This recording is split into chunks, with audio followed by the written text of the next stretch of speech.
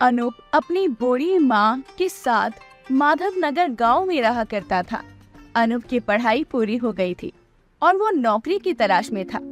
बहुत जल्द उसे अंडा बिरयानी की दुकान पर काम मिल जाता है। अरे देख क्या रहा है, जल्दी जल्दी सारे बर्तन मांज और उसके बाद रोड को भी साफ कर दे।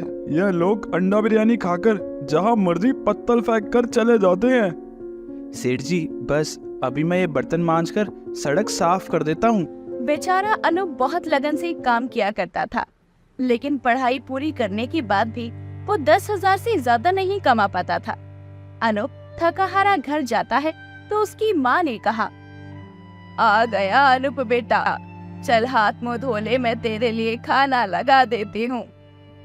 हाँ माँ, मैं जानता हूँ मेरी वजह से आपने भी खाना नहीं खाया होगा, इसलिए हम साथ बैठकर खाते हैं। अकेले खाना गले से उतरता नहीं। एक बार मेरी बहू को आ जाने दे इस घर में, उसके बाद हम दोनों सास बहू तेरे आने से पहले ही खाना खा लिया करेंगे। कैसी बात करती हो माँ, एक 10,000 महीना कमाने वाले से कौन शादी करेगा? आजकल सब लड़कियाँ समझदार होती हैं, उन्हें ऐसा लड़का चाहिए जो उनकी जिम्मेदारी संभाल सके। 10,000 की तनख्वाह में मेरी पत्नी मेरी जिम्मेदारी नहीं बल्कि बोझ बन जाएगी।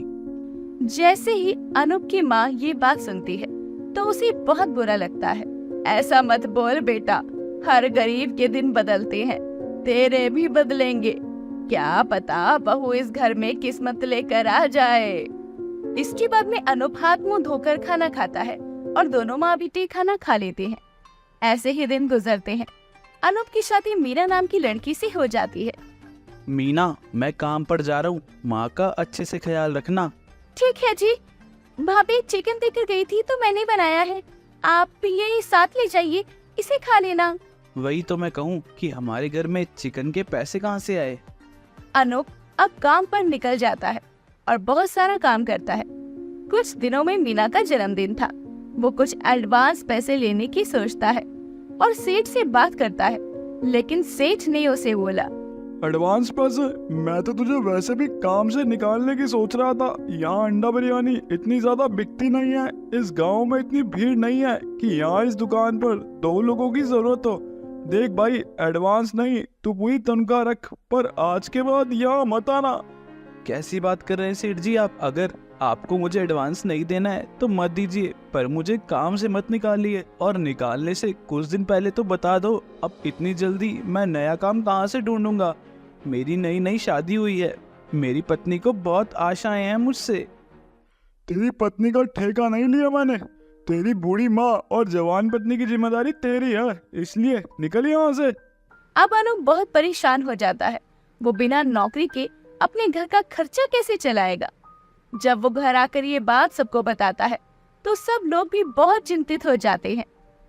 तो बिल्कुल भी चिंता मत कर बेटा, सब ठीक हो जाएगा। हाँ जी, दुख सुख तो जीवन में लगे ही रहते हैं। अब अनूप बहुत उदास रहने लगा था। धीरे धीरे उनके घर का राशन भी खत्म हो गया था। एक दिन उसकी माँ को किसी काम से दूसरे गांव जाना था। वो उसे ट्रेन में बैठाने के लिए स्टेशन जाता है और अपनी माँ को बैठाने के बाद में जब वो वापस घर की तरफ आ रहा था तो खुद से कहता है, कभी कभी तो जीवन की इतनी परेशानियों को देखकर मन करता है कि अपना जीवन ही खत्म कर लूं।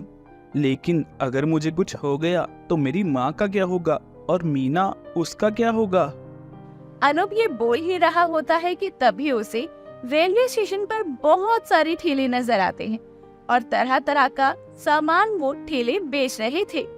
यहाँ इतने सारे ठेले हैं लेकिन कोई भी अंडा बिरयानी का ठेला नहीं है। बहुत दिनों से अंडा बिरयानी खाने का मन कर रहा था। घर जाकर बनाऊंगा और मीना को भी अपने हाथों से खिलाऊंगा। अब अनूप घर आता है और उसकी बाद भी मीना को खाना बनाने से मना कर देता है और खुद खाना बनाता है। वो अपने हाथों से अंडा बिरयानी बनाकर मीना को खिलाता है और पूछता है, मीना, कैसी लगी तुम्हें मेरे हाथों की अंडा बिरयानी? अरे पूछो मत जी, ये अंडा बिरयानी सच में बहुत स्वादिष्ट है। ऐसा लग रहा है जैसे किसी 5 सितारा ढाबे या होटल से आई हो। तुम भी ना मेरी कितनी झूठी तारीफ करती हो। अगर मैं इतनी ही अच्छी अंडा बिरयानी बनाता था तो मेरा सेठ मुझे काम से थोड़ी निकालता। जो होता है अच्छे के लिए होता है, शायद आपके नसीब में ही कुछ और लिखा हो। वैसे आप खुद ही अंडा बिरयानी का ठेला क्यों नहीं लगा लेते? कैसी बात कर रही हो? अंडा बिरयानी का ठेला लगाने के लिए पैसे चाहिए, वह कहाँ से आएंगे? और किसी के यहाँ नौकरी करने से ये फायदा होता है कि उसका काम चले ना चले, हमें तनख्वाह तो मिलती ही है, लेकिन अगर मैंने खुद का काम डाला और वो ना चला तो? आप ऐसे हार क्यों मान रहे हैं? पहले एक बार काम करके तो देखिए, वरना आज भी तो रुखी सुखी खा रहे हैं, आगे भी खा लेंगे। अनूप को मीरा की बात सही लगती है, जिसकी बात में वो गांव के जमींदार के पास जाता है और जब उसकी माँ घर पर नहीं थी तो बिना उससे पूछे घर के कागज गिरवी रख देता है और जमींदार से कुछ पैसे ले आता है और रेलवे स्टेशन पर अपने अंडे बिरयानी की ठेली के काम को शुरू करता है। अंडा बिरयानी खा लो, अंडा बिरयानी, गरम गरम अंडा बिरयानी। अनूप की बिरयानी खाने के लिए कोई नहीं आता। ऐसे ही 3-4 दिन गुजर जाते हैं और जब उसकी माँ वापस आती है तो मीरा उसे सब बता देती है और माँ कहती है, अनूप पागल हो गया था क्या, जो तूने अपने घर को ही गिरवी रख दिया और ये अंडे बिरयानी का ठेला खोल लिया। तू जानता है ना, गरीबों के सर पर छत का क्या महत्व है। माँ जी, आप इन्हें कुछ मत कहिए, ये सुझाव मेरा था, मुझे नहीं पता था कि इनका काम बिल्कुल नहीं चलेगा। माँ बिल्कुल भी चिंता मत कीजिए, मैं खूब मेहनत करूंगा और जिम्मेदारी से घर के कागज जल्दी छुड़वा लूंगा, और अगर कुछ दिन के बाद भी मेरा ठेला ना चला तो मैं ठेला बंद करके कहीं और नौकरी पर लग जाऊंगा। अनूप सारी बातें बताता है और थोड़ा निराश भी हो जाता है। उसे समझ नहीं आता कि वो क्या करे। अब अनूप रेलवे स्टेशन जाकर अपने अंडे बिरयानी के ठेले को खोलता है और अंडा बिरयानी बेचने लगता है।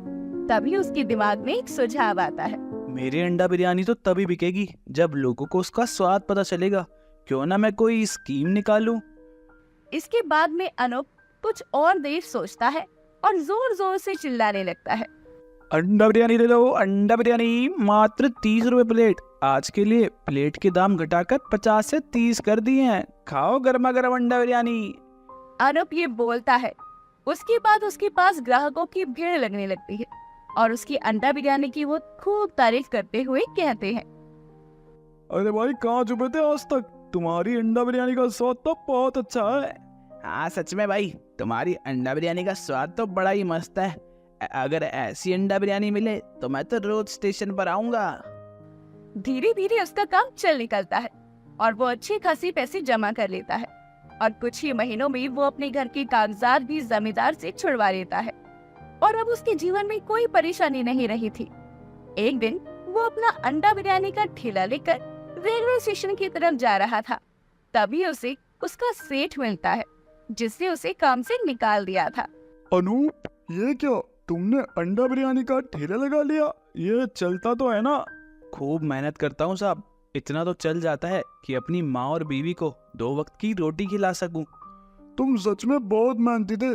जब से तुमने मेरी दुकान पर काम छोड़ा, मेरी दुकान पर भीड़ ही खत्म हो गई और मुझे मेरा काम बंद करना पड़ा। अब समझ नहीं आ रहा कि क्या करूं। सेठ को उसकी गलती का एहसास हो जाता है और अनूप उसका उतरा हुआ चेहरा देखकर उससे कहता है, सेठ जी अगर बुरा ना माने तो आपसे एक बात कहूँ, मेरे पास एक सुझाव है। बुरा मानने वाले क्या बात है? बताओ क्या सुझाव है? सेठ जी, हम रेलवे स्टेशन के पास ही कोई दुकान देखकर अंडा बिरयानी की दुकान डाल देते हैं, वह भी साझेदारी में। आधे पैसे आप मिलाना, आधे पैसे मैं मिलाऊंगा। इससे आपका काम भी चल जाएगा और मेरा भी। अरे ये तो बहुत अच्छा सुझाव है। इस तरह तो मुझे फिर से रोजगार मिल जाएगा। तुम सच में बहुत अच्छे हो अनूप। मैंने तुम्हारे साथ इतना बुरा किया और उसके बाद भी तुम मेरी मदद करना चाहते हो। अच्छे बुरे की बात नहीं है साहब, ये तो सौदा है। अभी मैं ठेला चलाता हूँ, आपके साथ काम करके मैं दुकान चला पाऊंगा और हम साझेदारी से काम करेंगे तो ना आप मेरे नौकर होगे ना मैं आपका। सेठ हामी भर देता है और उसके बाद में दोनों पैसे मिलाकर रेलवे स्टेशन पर एक दुकान डालते हैं। दुकान का रिबन अनूप की माँ काटती है और आंखों में आंसू भरकर कहती है, मुझे माफ कर दो बेटा, मैंने तुम पर संदेह किया। तुम सच में बहुत काबिल थे। तुमने बहुत अच्छा काम किया है रेलवे स्टेशन पर अंडा बिरयानी का ठेला डालकर। अब अनूप की माँ दुकान का रिबन काटती है और दुकान पर ग्राहक आने लगते हैं और अनूप और उसका सेठ मिलकर बहुत तरक्की करते हैं और पूरे गांव में बहुत सारे अंडा बिरयानी की ब्रांचेस भी डाल देते हैं। पूरे गांव वालों की भीड़ सुरेश पर पत्थर मार रही थी। सुरेश की पत्नी मोना सभी से हाथ जोड़ जोड़कर लगातार माफी मांग रही थी, पर गांव वाले शांत नहीं हो रहे थे।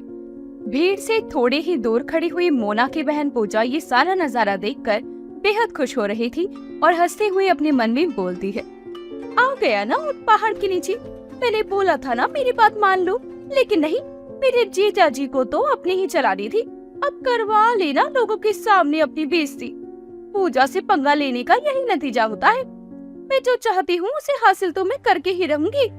अब सारे गांव वालों की नजर में मेरे दीदी और जीजा जी का नाम इतना ज्यादा खराब हो जाएगा ना कि कोई भी उन पर थूकेगा तक नहीं, तो फिर फिश बिरयानी खाना तो बड़ी दूर की बात है। जैसे जैसे भीड़ शांत होती है और वहाँ से लोग चले जाते हैं, पर पत्थरबाजी से मोना और सुरेश दोनों को काफी चोट लग जाती है। तभी आंखों में मगरमच्छ के आंसू लिए पूजा उन दोनों के पास आती है और बोलती है, अरे दीदी ये सब क्या हो गया? मैं जानती हूँ कि आप लोगों ने कुछ भी गलत नहीं किया है, पर कोई भी हमारी बातों पर यकीन करने को तैयार नहीं है। चलिए घर चलते हैं, मैं आपकी मलहम पट्टी कर देती हूँ। कितनी चोट लगी है आप दोनों को। इतना कहकर पूजा सुरेश और मोना को घर ले जाती है और वहाँ जाकर उनके जख्मों पर मलहम लगाती है। और पूजा कुछ वक्त पहले के बारे में सोचने लगती है। सुरेश और मोना का एक गांव में छोटा सा घर था। दोनों ही पति पत्नी बहुत ज्यादा ईमानदार किस्म के थे।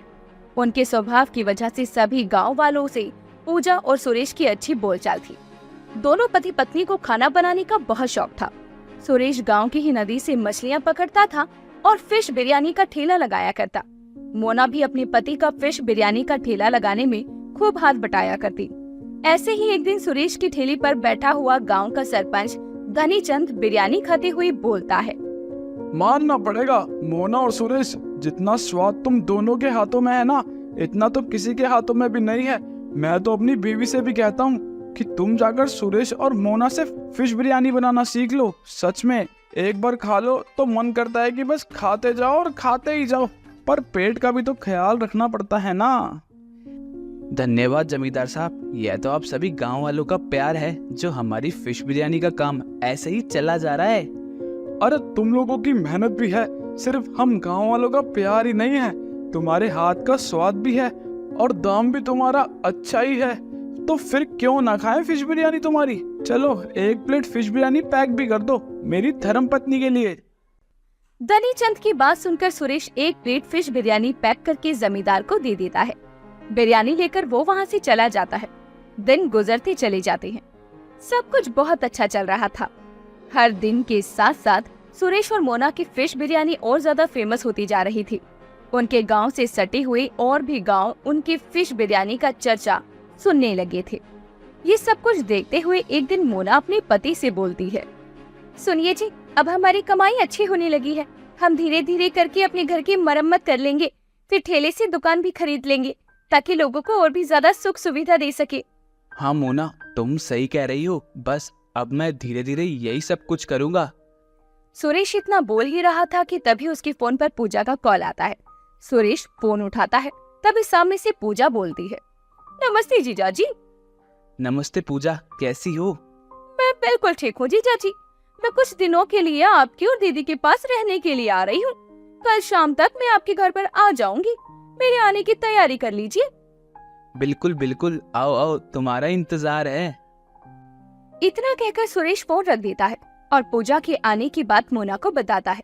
अपनी बहन के आने की खबर सुनकर मोना थोड़ा सा परेशान हो जाती है, पर वो सुरेश से कुछ नहीं कहती।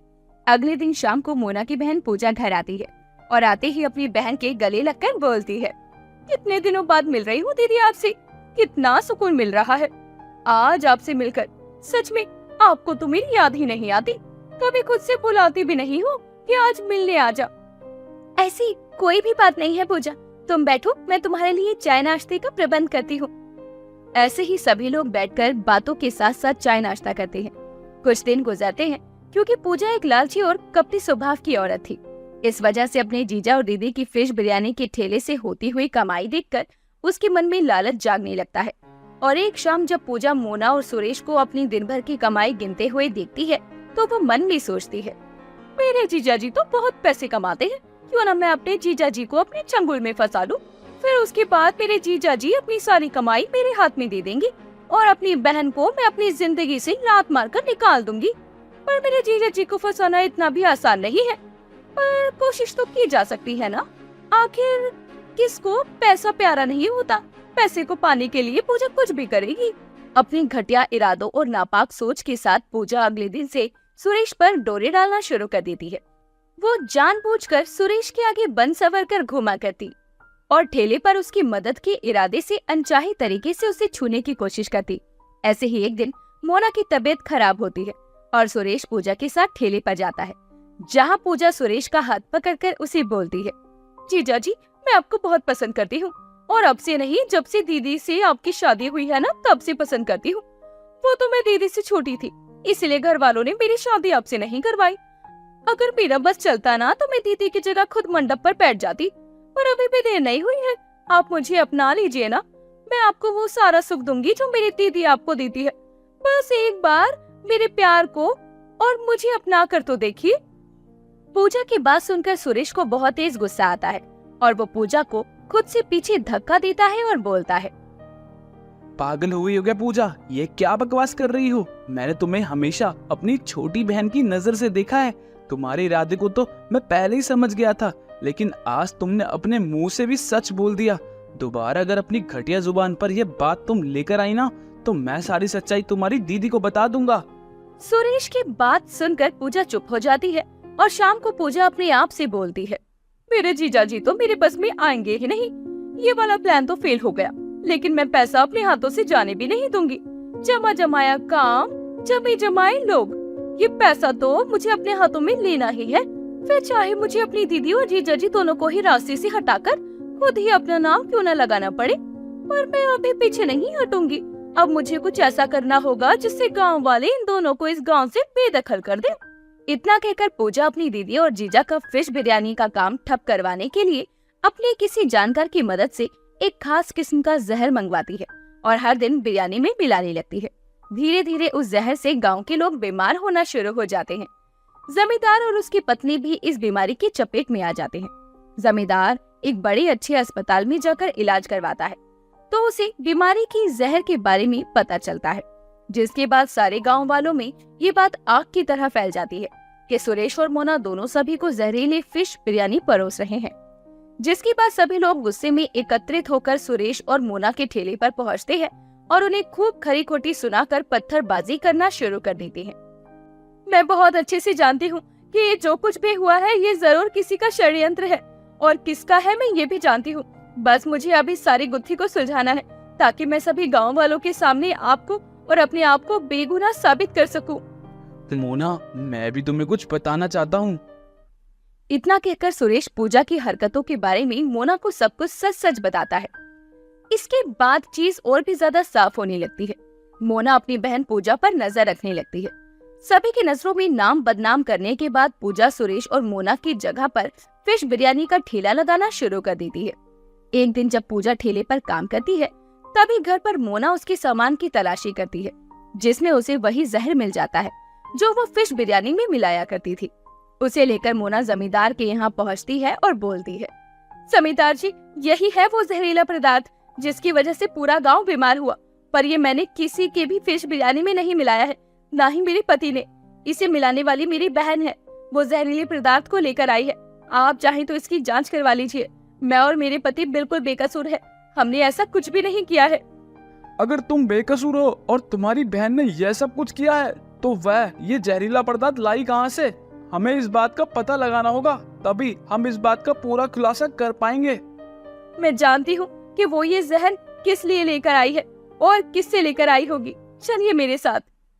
इतना कहकर मोना जमींदार के साथ मिलकर पूजा के एक बहुत ही अच्छे दोस्त के पास पहुँचती है, जिसे नशा करने की आदत थी।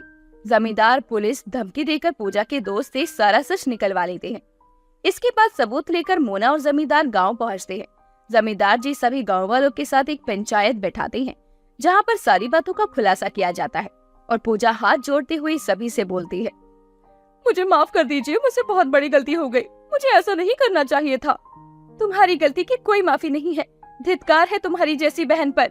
तुमने एक बार भी किसी की जान की परवाह नहीं करी। तुम जैसे इंसान का तो ना होना ही बेहतर है। सब साफ होने के बाद धनी चंद पूजा को पुलिस के हवाले कर देते हैं। धोखाधड़ी और जहरीले पदार्थ का आदान प्रदान करने के जुर्म में पूजा को लंबे अरसे के लिए जेल की सलाखों के पीछे बंद कर दिया जाता है और एक बार फिर से सुरेश और मोना अपनी फिश बिरयानी बेचना शुरू कर देते हैं।